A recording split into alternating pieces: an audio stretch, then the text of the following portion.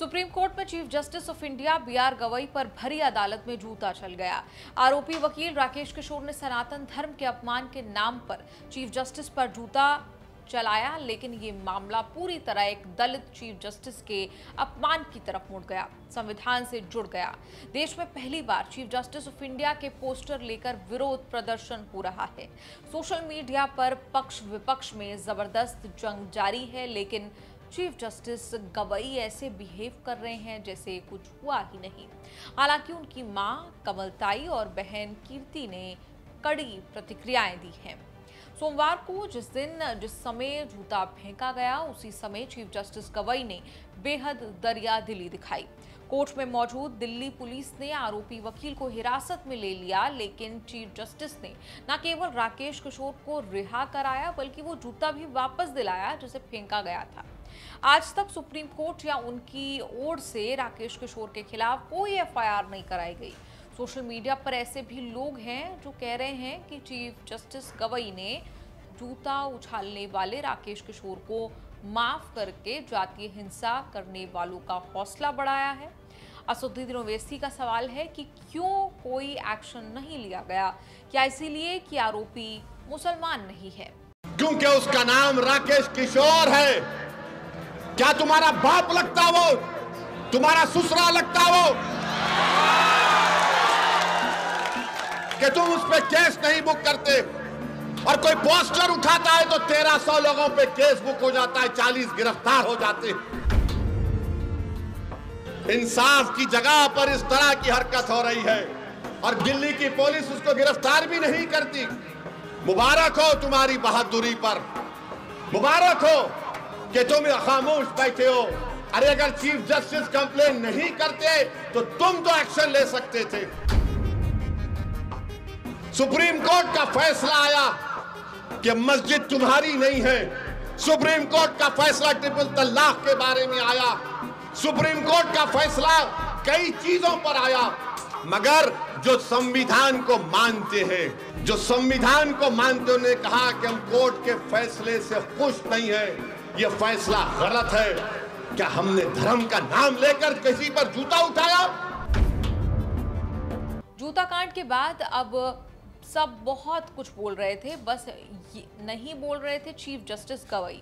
गुरुवार को कोर्ट में एक केस की सुनवाई करते हुए उन्होंने चुप्पी तोड़ी। कहा कि जो हुआ वो फॉरगॉटन चैप्टर है, यानी जो हुआ वो भुला दिया गया मामला है। उन्होंने वकील राकेश किशोर के खिलाफ किसी कार्रवाई का समर्थन नहीं किया। जिस समय उन्होंने ये बात कही, जस्टिस उज्जवल भुइयां भी मौजूद थे।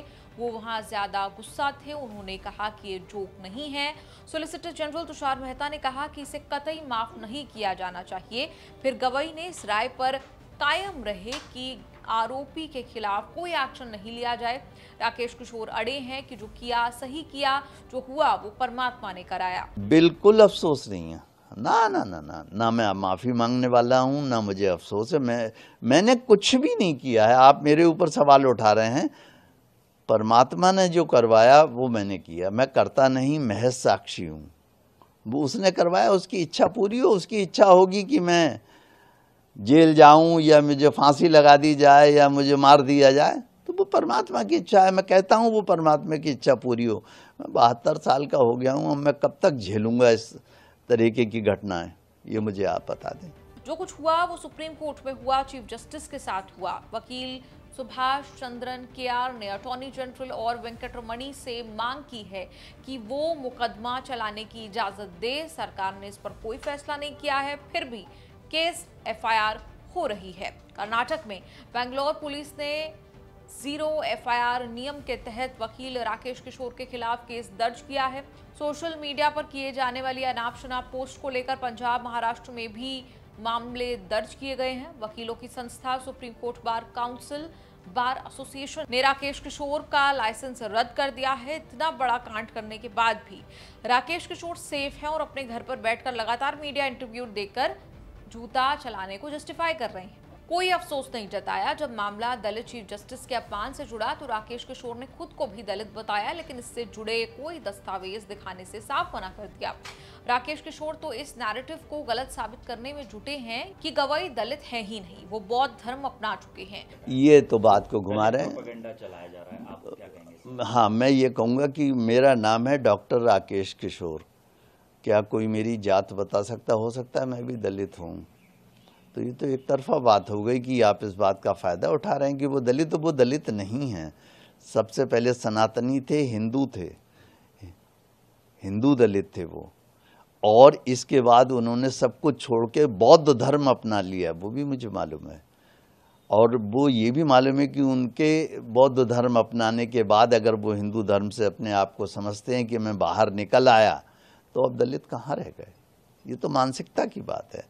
और ये जितने दलित कह के है, ये तो आप देख रहे हैं कि लोग इसी सरकार को गिरा के और चाहते हैं कि देश पर से गुलाम हो जाए। ये उनकी राजनीति है, करते हैं दीजिए।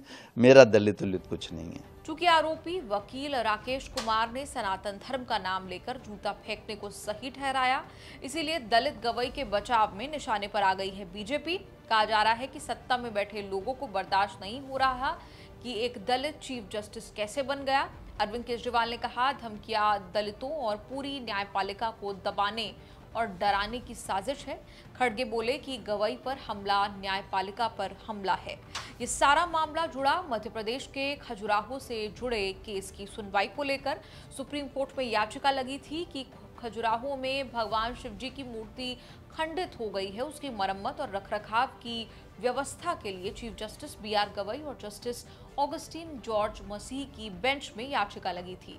चीफ जस्टिस की बेंच ने याचिका सुनवाई के लिए स्वीकार नहीं की। याचिका खारिज करते हुए उन्होंने याचिकाकर्ता से कड़ी बातें कह दी। कहा कि याचिका प्रचार के लिए डाली गई है, अब तो आप स्वयं भगवान से ही प्रार्थना कीजिए। आप कहते हैं कि आप भगवान विष्णु के कट्टर भक्त हैं, तो अब उन्हीं से प्रार्थना कीजिए। कुल मिलाकर चीफ जस्टिस गवई ने याचिका नहीं सुनी, बल्कि 4 बातें सुनाकर याचिकाकर्ता को खाली हाथ भेज दिया। तब से विवाद शुरू हुआ, जो जूता कांड तक पहुंच गया। राकेश किशोर और बहुत सारे लोगों ने गवई की बात को हिंदू विरोधी करार दिया। आपका कोर्ट कचहरी के इस एपिसोड पर क्या कुछ कहना है? कमेंट्स में लिखकर अपनी राय जरूर दें। वारिस पठान टीवी पर जैसे दिखते हैं, वैसे ही वारिस पठान आम बातचीत में भी दिखते हैं क्या? वही गुस्सा, वही एग्रेशन की मतलब टीवी की खिड़की अगर ना हो, आमने सामने बैठे हों, तो मतलब वो जूतम पैजार की नौबत आ जाए। एक दूसरे पे आदमी पानी का ग्लास चला दे, कभी कोई किसी को गाली गलौज कर दे। तो ये टीवी की दुनिया में डिबेट करना और आम जिंदगी में कितना अलगाव है? टीवी की डिबेट में मैं बहुत ज़्यादा डिसेंट हूँ। आम जिंदगी में थोड़ा वो क्या बोलते हैं ना वारिस पठान, दिल मेरा नरम है, दिमाग थोड़ा गरम है, बाकी सब ऊपर वाले का करम है। ये वारिस पठान शॉर्ट में ही है। गुस्सा है, लेकिन पठान आदमी को थोड़ा खून ज़रा गर्म होता है। मगर अभी सोच रहा हूँ कंट्रोल करने का, थोड़ा कंट्रोल कर रहे हैं, बहुत कंट्रोल कर रहा हूँ, बहुत ज़्यादा कंट्रोल कर रहा हूँ मैं। लेकिन क्या बाज़ मरतबा आतामाजी सटकली वो भी आ जाता है दिमाग में, तो फिर कुछ बहुत कंट्रोल किया। बच्चे बड़े हो गए, अभी क्या है। हाँ। तो एक ज़माना तो घर पे भी लोग कहते होंगे, बच्चे भी कहते होंगे कि ये क्या कर रहे हो टीवी पे, ऐसे क्यों करते हो? अब टीवी पे क्या होता है कि कभी कोई आवाज़ बंद कर देता है, कभी कोई पॉइंट अपना जाता नहीं है, हम जो बोलना चाहते हैं वो एंकर हटा देता है। क्योंकि आपको तो मालूम है ना, टीवी के ऊपर बीजेपी के साथ भी जो बैठे रहते तो पक्ष उसी तरफ का रहता है ज़्यादा करके। हाँ। वही हमारा रहता। तो हमारी फाइट तो बीजेपी एंकर तो सबसे है। तो बात रखता हूँ अपनी पार्टी की जो लाइन है, वो लाइन फॉलो करते हैं, टीवी पे अपनी बात रखते हैं, ताकि लोग तक अपना मैसेज जाए। अब वो मैसेज जाना चाहिए लोग तक। अगर एंकर रोकेगा, बीजेपी वाला रोकेगा, दूसरी पार्टी रोकेगी, तो फिर थोड़ा सा दिमाग यहाँ वहाँ होता है। तो फिर वो बोलते हैं ना कि सॉफ्टली आवाज़ नहीं जाए तो चिल्ला के भेजो, चिल्ला के नहीं जाए तो और चिल्ला के भेजो, लेकिन अपनी बात लोगों तक पहुँचा के रहो। असली नेता की पहचान है लोग तक जाए नहीं जाए, उसकी आवाज़ जाना चाहिए। मैं पहुँचाने की कोशिश करता हूँ।